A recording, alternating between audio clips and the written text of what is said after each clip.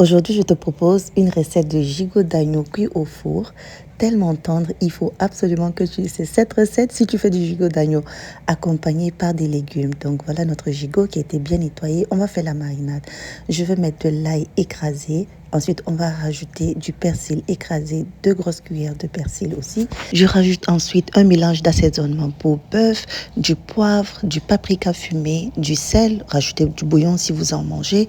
Je mets aussi un peu de cumin, de l'assaisonnement toute saison, de la poudre d'oignon et puis je finis par de l'huile. On mélange bien et notre assaisonnement est prêt. On va ensuite prendre de l'ail.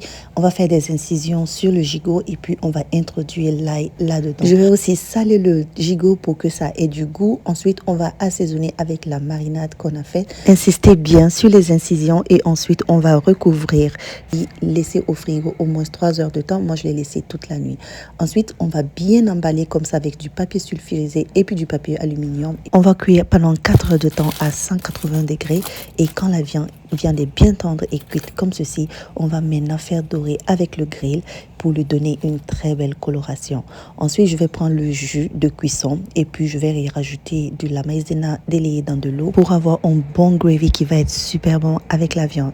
Donc voilà, la recette est finie, la viande est super tendre. J'espère que vous l'avez aimée. À bientôt. Bye bye.